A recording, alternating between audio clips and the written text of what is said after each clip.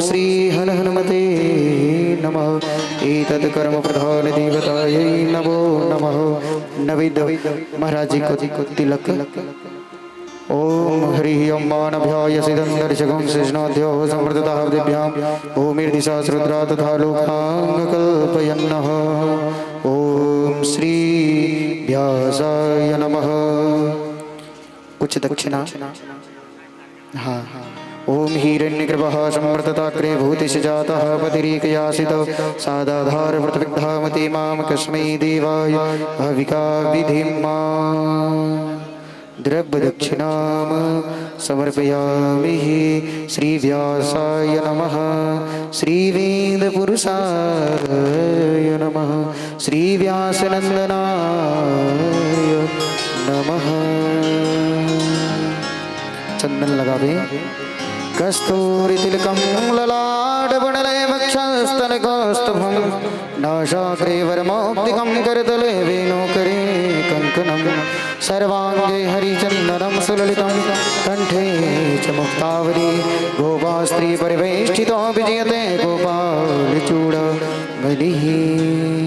ॐ आरार्तिकं माला। हमारे प्रधान यजमान महाराज जी को माल्यार्पण करें। ओम माल्यादिनी सुगंधिनी माल्यात्यादीनि वै प्रभो मया हितानि पुष्पाणि पूजार्थं प्रतिगृह्यताम्। ओम जगेन जगमयजन्त देवस्तानि धर्माणि प्रथमान्यासन्नातेहनाकं महिमाना सजन्ते यत्र प्रविशाद्याः सन्ति देवाः। आरार्तिकम्। अपने अपने धर्म पत्नी के समक्ष जाइए। थोड़ा इधर से अपने अपने पत्नी जोड़े के साथ खड़े हो जाइए। थोड़ी दूरी बना करके थोड़ा दूरी बना लीजिए सभी। इधर से नहीं राजी, थोड़ा उधर से उधर सीधा जाइए। आप अपनी पत्नी के साथ रहिए। पुरुष लोग आगे रहे, माता जी लोग पीछे। थोड़े लोग इधर आ जाइए। थोड़े जोड़े लोग इधर आ जाइए। आइए थोड़े लोग इधर आ जाइए। ओ कर्पूरगौरं करुणावतारं संसारसारं भुजगेन्द्रहारं सदा वसन्तं हृदयारविन्दे भवं भवानी सहितं नमः। बोलिए राजा रामचंद्र भगवान की आरती। श्री रामायण जी आरती। श्री रामायण जी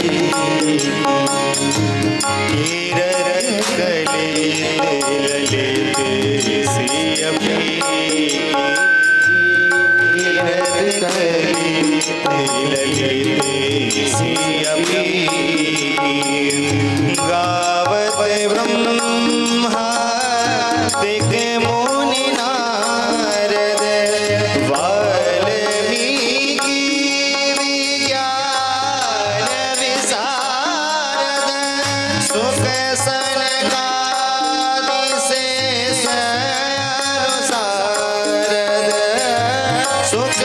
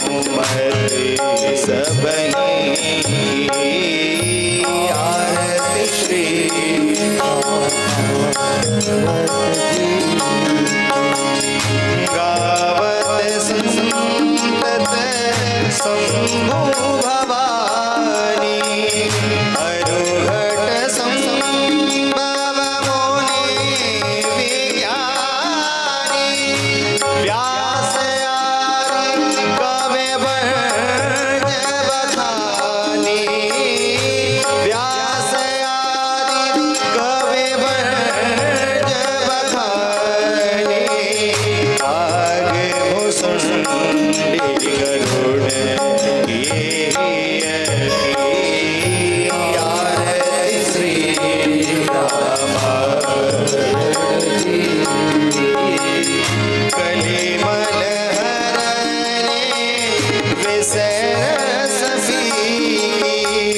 सुभग श्रृंगार मोती जुबती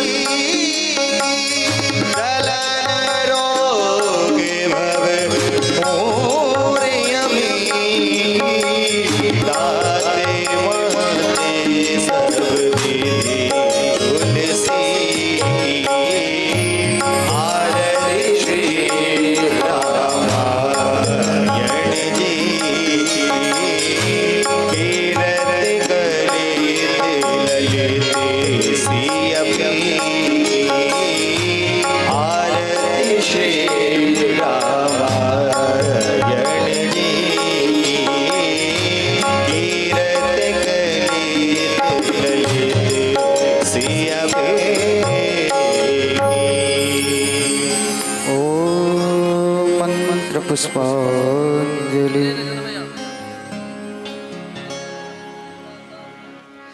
चलिए हाथ में अक्षत पुष्प लें। सभी जजमान हाथ जोड़ करके सभी प्रणाम करें।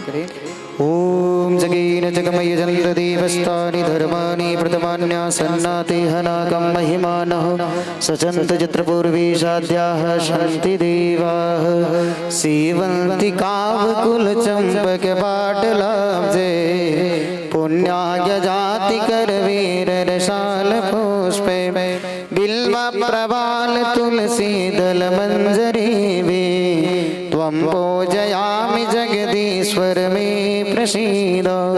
नाना सुगंधि पुष्पाणि यथा कलोद्भवानि च पुष्पांजलिर्मया दत्ता गृहाणां परमेश्वर। मंत्र पुष्पांजलिं समर्पयामि। प्रेम से बोले व्यासी महाराज की, सद्गुरुदेव भगवान की, श्री व्यास नंदन महाराज की, श्री सीताराम जी भगवान की, श्री हनुमान जी की जय। जय श्री राम, जय जय श्री राम। आरती थाली को आप सभी वहीं जहीं हैं वहीं नीचे रख दीजिए। और एक आवश्यक इस यज्ञ के प्रधान यजमान श्री राजू यादव जी, आप महाराज जी को एक माल्यार्पण कर सम्मानित करें। कुछ दक्षिणा देते चलना है और प्रणाम करते चलना है। सार्जन यादव जी जो इस यज्ञ के पुजारी हैं, हमारे कुंदन ठाकुर जी, मैंने तो पहली बार इनकी आवाजों का श्रवण किया लेकिन बहुत मन आनंदित हुआ। सार्जन यादव जी, आप हारमोनियम पर संगत कर रहे कुंदन ठाकुर जी को माल्यार्पण कर उन्हें सम्मानित करें। संजय यादव जी, संजय यादव जी सभी तालियां बजाएं। माल्यार्पण हो तो सभी तालियां अवश्य बजावे।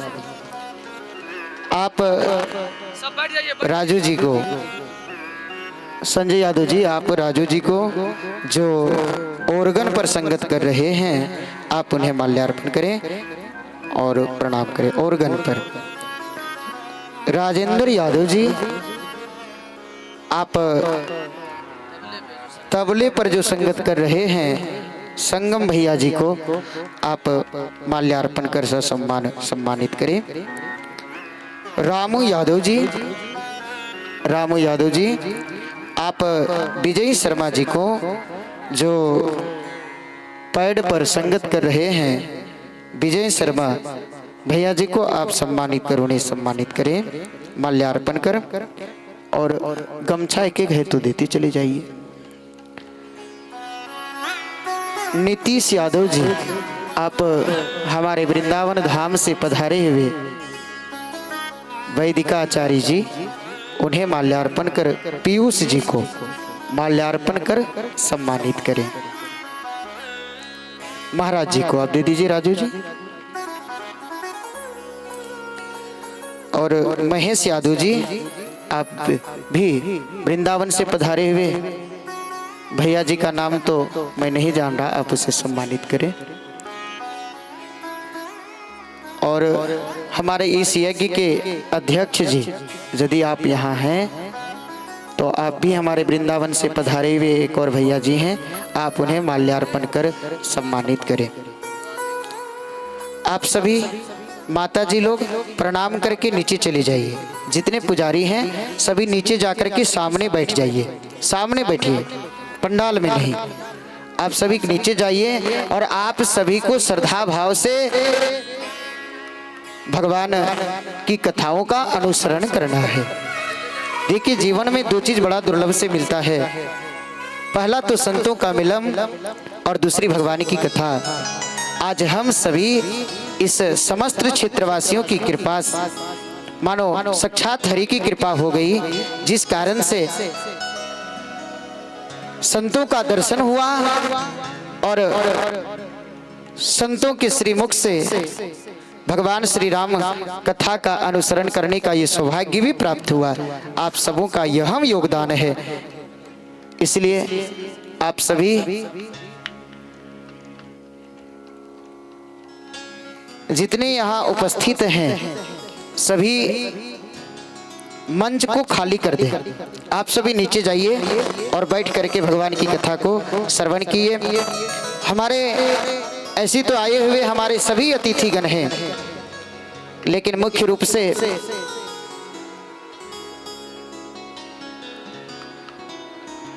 बसंत साव जी, यदि आप हमारी आवाज को सुन पा रहे हैं, इस क्षेत्र के मुखिया प्रतिनिधि हैं, आप यदि हमारी आवाज को सुन रहे हैं तो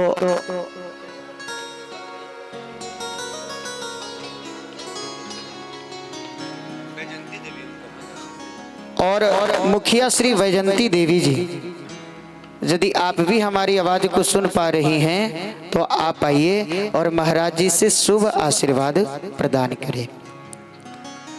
विजय यादव जी, यदि आप भी हमारी आवाज को सुन पा रहे हैं तो आप भी आइए और महाराज जी से शुभ आशीर्वाद प्रदान करें। अर्जुन यादव जी, यदि आप भी हमारी आवाज को सुन रहे हैं तो आप भी आइए और महाराज जी से शुभ आशीर्वाद प्रदान करें। कार्तिक वर्मा जी, आप भी मंच पर अवश्य पधारें, आइए और महाराज जी से शुभ आशीर्वाद प्रदान करें। देखिए, मैं जिनका जिनका नाम पुकार रहा हूं, यदि आप यहाँ उपस्थित हैं तो मंच पर जरूर पधारें और आकर के महाराज जी से जरूर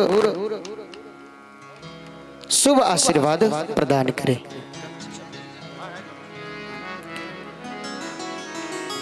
इंद्रदेव वर्मा जी, इंद्रदेव वर्मा जी, यदि आप हैं तो आप आइए और महाराज जी से भी शुभ आशीर्वाद प्रदान करें।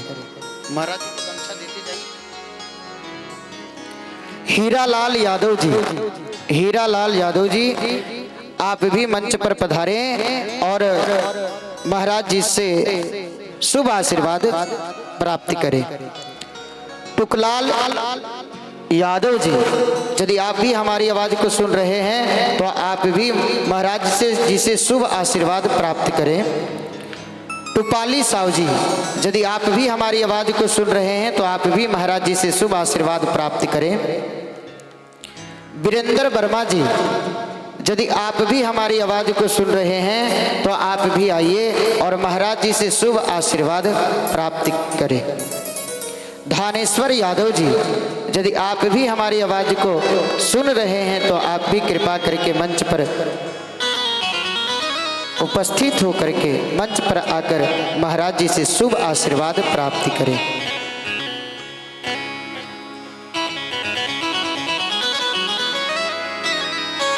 इस यज्ञ के अध्यक्ष श्री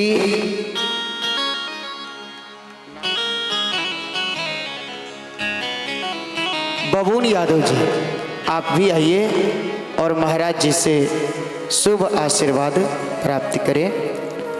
इस यज्ञ के जो सचिव हैं शंकर यादव जी, आप भी आइए और महाराज जी से शुभ आशीर्वाद प्राप्त करें। इस यज्ञ के जो कोषाध्यक्ष हैं दिनेश यादव जी, इस यज्ञ के कोषाध्यक्ष दिनेश यादव जी, आप भी मंच पर आकर महाराज जी से शुभ आशीर्वाद प्राप्त करें।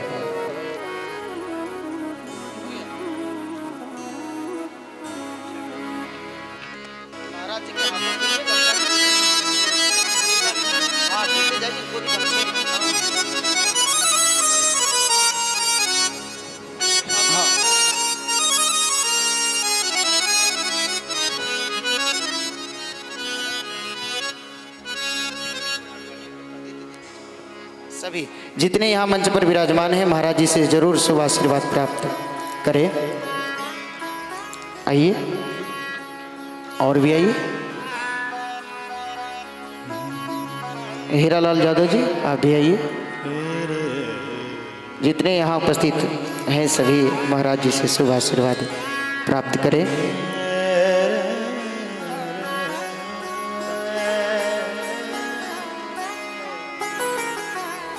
टूपाली साहु जी, आप भी आइए और महाराज जी से शुभ आशीर्वाद प्राप्त करें। ये धन्य हम सभी का सौभाग्य है,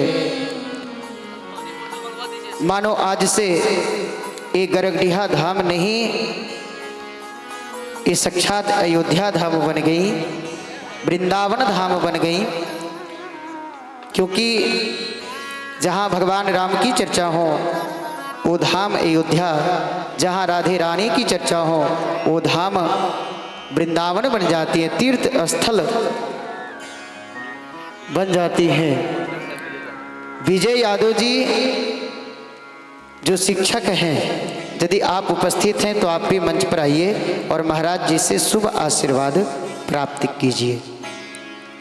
आप अवश्य पधारें और महाराज जी से शुभ आशीर्वाद प्राप्त करें।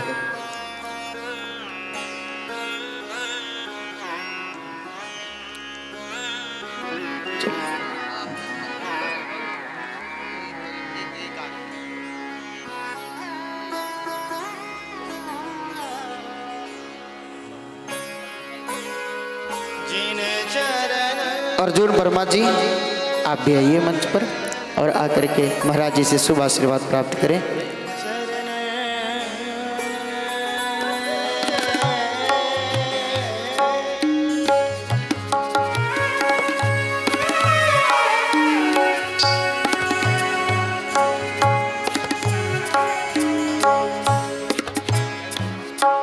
प्रेम से बोलिए व्यासी महाराज की, व्यासी महाराज की, अपने अपने गुरुदेव भगवान की, अपने अपने गुरुदेव भगवान की। एक बार दोनों हाथ उठा करके बोलिए जय जय श्री राधे, जय जय श्री राधे, जय जय श्री राधे श्याम। सभी अपने अपने स्थान को ग्रहण करके बैठ जाए और प्रेम भाव से सभी महाराज जी के श्रीमुख से आनंदमय कथा का रसस्वादन करें। जय श्री राधे, जय श्री राम, जय श्रीमन नारायण।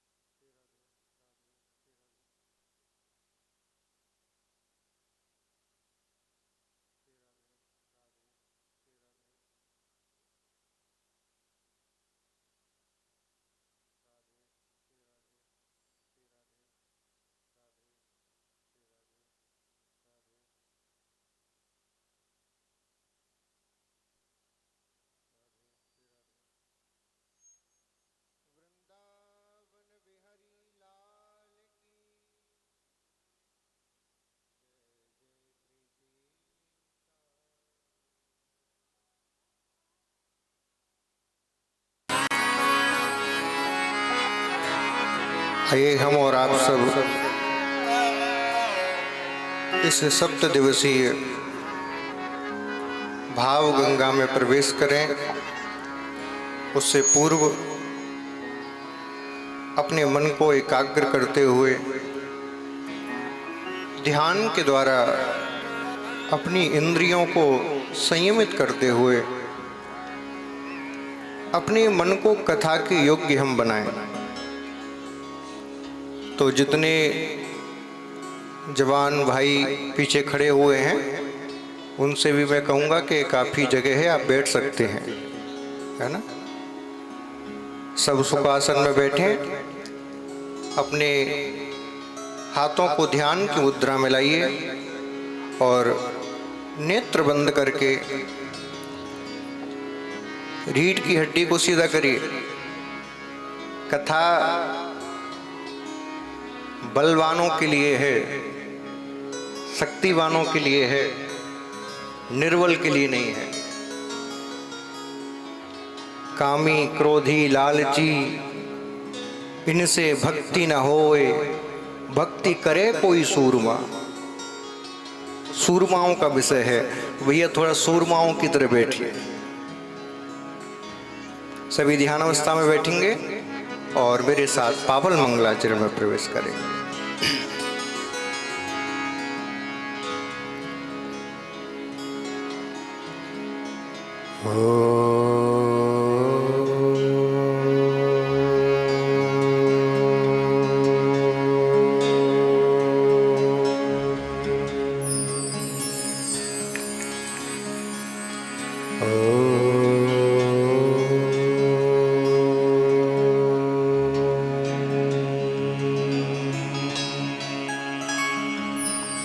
नमो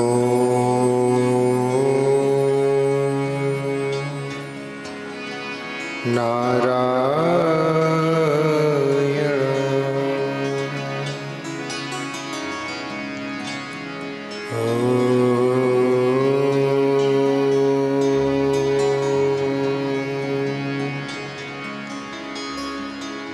नमो भगवते वासुदेव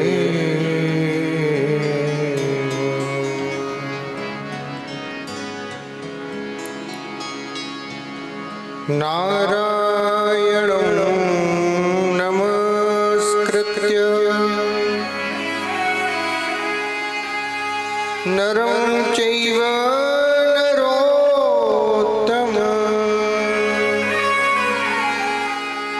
देवीं सरस्वतीं व्यासः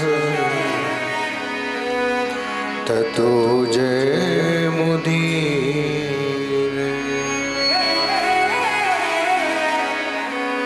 भक्ति भक्त भगवंत गुरु चतुर नाम बपुए, तिनके पग वंदन किए तो नासत विघ्न हटे।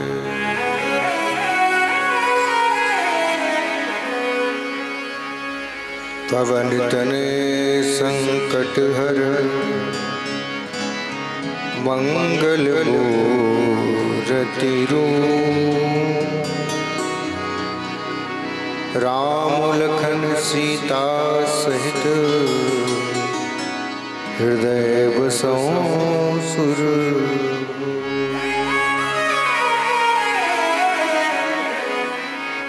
जय जय श्री राधा रमण,